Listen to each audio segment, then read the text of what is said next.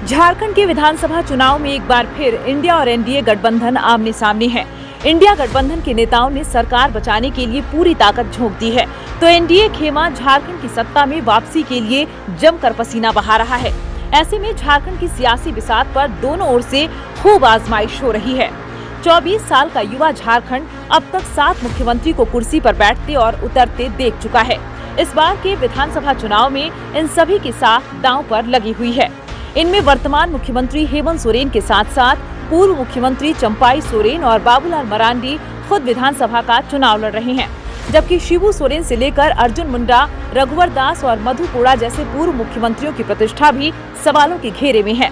जाहिर है इस बार का विधानसभा चुनाव झारखंड के इन दिग्गज नेताओं के लिए किसी चुनौती से कम नहीं है। चंपाई सोरेन जेएमएम के दिग्गज नेता रह चुके चंपाई सोरेन 2 फरवरी 2024 में झारखंड के 7वें मुख्यमंत्री बने थे। तब पूर्व मुख्यमंत्री हेमंत सोरेन को ईडी ने गिरफ्तार कर लिया था, पर जुलाई 2024 में जैसे ही बेल पर हेमंत सोरेन बाहर आए, चंपाई सोरेन सत्ता से बेदखल हो गए। कुछ समय बाद उनकी नाराजगी खुलकर सामने आई और वो जेएमएम से सालों पुराना नाता तोड़कर बीजेपी में चले गए। बीजेपी उम्मीदवार के रूप में वो इस बार अपनी परंपरागत सीट सरायकेला से एक बार फिर चुनाव मैदान में हैं, जबकि उनके पुराने प्रतिद्वंदी गणेश महली बीजेपी छोड़कर जेएमएम के टिकट पर उनका सामना कर रहे हैं। 2019 में जेएमएम प्रत्याशी के रूप में चंपाई सोरेन ने बीजेपी प्रत्याशी गणेश महली को करीब 15,000 वोट से हराया था। इस बार भी दोनों पुराने प्रतिद्वंदी आमने सामने हैं, पर दोनों के झंडे आपस में बदल गए हैं। चंपाई सोरेन के साथ उनके बेटे बाबूलाल सोरेन भी बीजेपी के टिकट पर घाटशिला से चुनाव लड़ रहे हैं। जाहिर है इस बार के चुनाव परिणाम से पूर्व मुख्यमंत्री चंपाई सोरेन के साथ साथ उनके बेटे बाबूलाल सोरेन का राजनीतिक भविष्य भी दांव पर लगा हुआ है।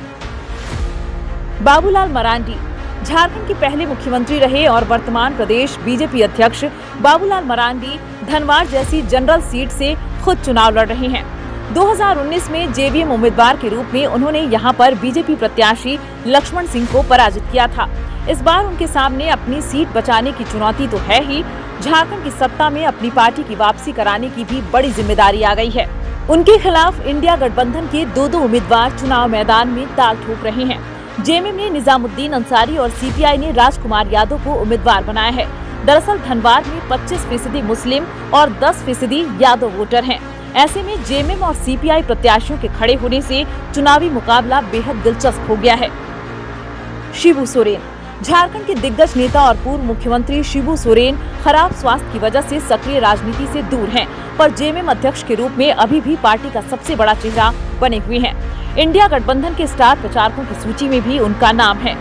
इस बार शिबू सोरेन खुद तो चुनाव नहीं लड़ रहे हैं, पर उनके मंझले बेटे हेमंत सोरेन बरहेट, बहू कल्पना सोरेन गांडे और छोटे बेटे बसंत सोरेन दुमका से जेएमएम के टिकट पर किस्मत आजमा रहे हैं, तो उनकी बड़ी बहू सीता सोरेन पारिवारिक पार्टी जेएमएम छोड़कर बीजेपी के टिकट पर जामताड़ा से चुनाव मैदान में हैं। हर चुनावी सभा में ये सभी नेता जनता के सामने शिबू सोरेन के नाम की दुहाई देते नहीं भूलते। अर्जुन मुंडा हालिया लोकसभा चुनाव में खूंटी से करारी मात खा चुके पूर्व मुख्यमंत्री अर्जुन मुंडा इस बार खुद तो विधानसभा चुनाव नहीं लड़ रहे हैं, पर उनकी पत्नी मीरा मुंडा जरूर पोटका सीट से पहली बार किस्मत आजमा रही हैं। यहाँ उनका मुकाबला जेएमएम उम्मीदवार संजीव सरदार से होने जा रहा है। पोटका के वोटर्स पर संजीव सरदार की गहरी पैठ है। 2019 में उन्होंने कड़े मुकाबले में बीजेपी प्रत्याशी मेनका सरदार को 43,110 वोट से पछाड़ दिया था। इस बार बीजेपी उम्मीदवार के रूप में मीरा मुंडा के साथ साथ उनके पति और पूर्व मुख्यमंत्री अर्जुन मुंडा के सियासी रसूख का सवाल भी सवालों के घेरे में है।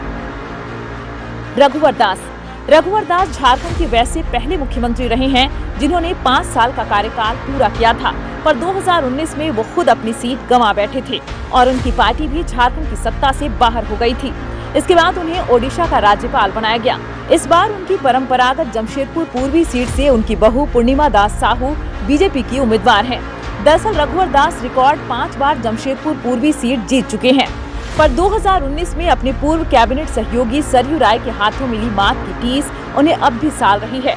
ऐसे में उनकी बहू पूर्णिमा दास साहू पर जमशेदपुर पूर्वी सीट जीतकर अपने ससुर की सियासी विरासत को आगे बढ़ाने का बड़ा जिम्मा आ गया है।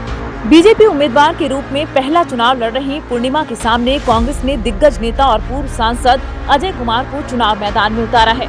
ऐसे में जमशेदपुर पूर्वी में सियासी मुकाबला बेहद दिलचस्प हो गया है। मधु कोड़ा। झारखंड की 5वें मुख्यमंत्री रहे मधु कोड़ा इस बार भी चुनाव मैदान से दूर हैं, पर उनकी पत्नी गीता कोड़ा जगन्नाथपुर विधानसभा सीट से बीजेपी की उम्मीदवार हैं। उनका मुकाबला मौजूदा जेएमएम विधायक सोनाराम सिंकू से होने जा रहा है।